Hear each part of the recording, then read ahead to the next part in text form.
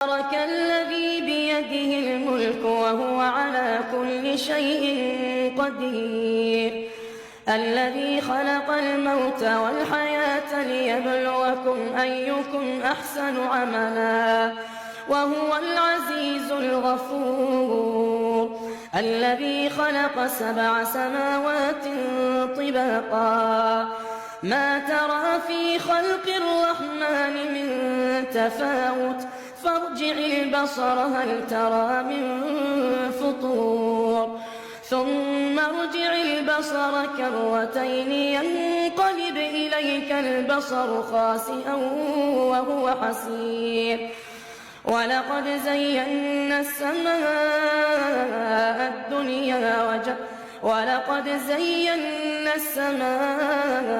الدنيا بمصابيح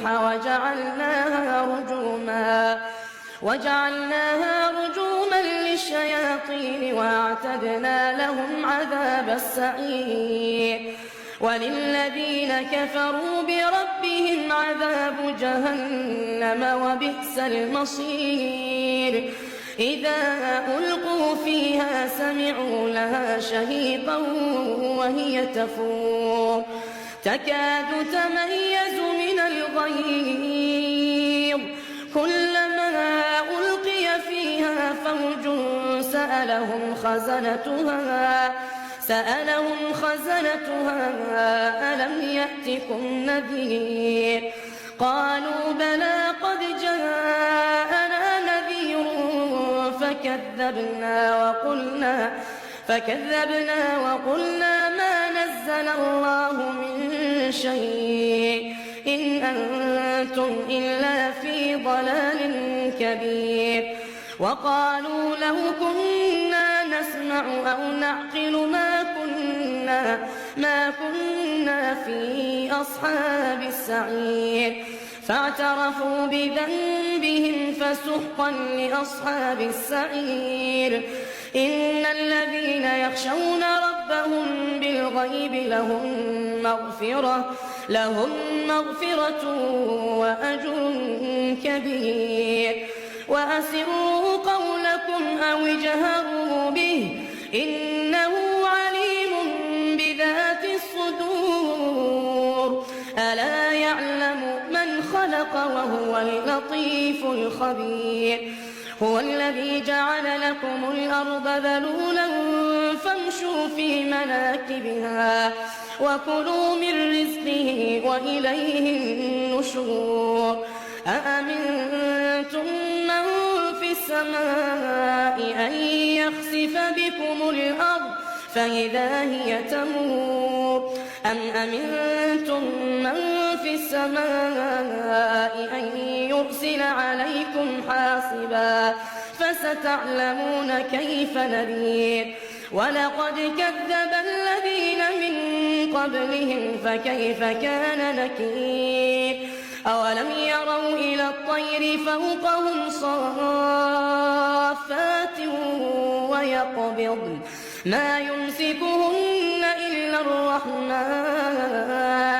إنه بكل شيء بصير أمن هذا الذي هو جند لكم ينصركم من دون الرحمن إن الكافرون إلا في غرور أمن هذا الذي يرزقكم إن أمسك رزقه بل لجوا في عتو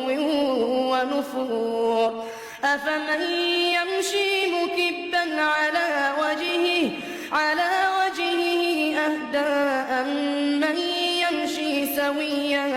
أمن يمشي سويا على صراط مستقيم قل هو الذي أنشأكم وجعل لكم السمع والأبصار والأفئدة قليلا ما تشكرون قل هو الذي ذرأكم في الأرض وإليه تحشرون ويقولون متى هذا الوعد إن كنتم صادقين قل إنما العلم عند الله وإنما أنا نذير مبين فلما رأوه زلفة سيئة سيئت وجوه الذين كفروا وقيل هذا الذي كنتم به تدعون